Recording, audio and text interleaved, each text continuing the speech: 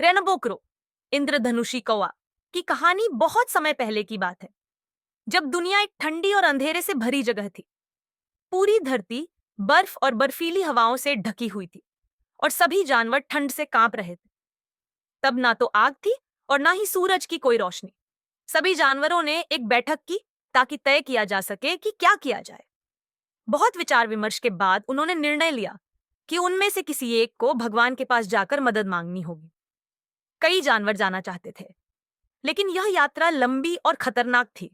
आखिरकार rainbow crow, इंद्रधनुषी कौवा, जो अपनी सुंदर रंग बिरंगी पंखों और मधुर आवाज के लिए जाना जाता था, आगे आया और स्वयं जाने की पेशकश की। रेनबो क्रो आसमान में उड़ा, बादलों को पार करता हुआ स्वर्ग तक पहुंच गया। कई दिनों की यात्रा के बाद वह भगवान के पास पहुंचा। उसने जानवरों की पीड़ा और ठंड के बारे में बताया और मदद की विनती की।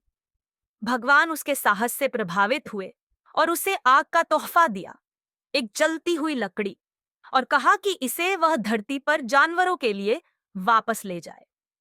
रेनबो क्रो उस जलती लकड़ी को अपनी चोंच में लेकर पृथ्वी की ओर लौट चला। वह आग बहुत गर्म थी और उसका धुआं घना। उड़ते हुए धुएं ने उसके सुंदर पंखों को काला कर दिया और आग की गर्मी ने उसकी मधुर आवाज को जला डाला। जब रेनबो क्रो वापस लौटा, तब वो पहले की तरह रंग बिरंगा और सुंदर नहीं था। उसके पंख काले पड़ चुके थे और उसकी आवाज रूखी और कर्कश हो गई थी। लेकिन उसने सभी जानवरों को आग देकर उनकी जान बचा ली थी। सभी जानवरों ने उसका धन्यवाद किया और उसकी बहादुरी और त्याग को सम्मान दिया। भगवान ने रेनबो क्रो से कहा कि भले ही उसने अपनी सुंदरता और आवाज खो दी हो, लेकिन वो हमेशा विशेष रहेगा। लोग उसके काले पंखों की वजह से उसे शिकार नहीं करेंगे और उसकी आत्मा हमेशा तारों में जीवित रहेगी। कहानी से सीख।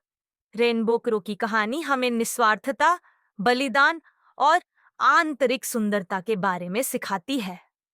कई बार सही काम करने के लिए हमें अपने कीमती गुणों की कुर्बानी देनी पड़ती है, लेकिन सच्चे नायक हमेशा अपने दयालुता और साहस के लिए याद किए जाते हैं, न कि उनके रूप या आवाज के लिए।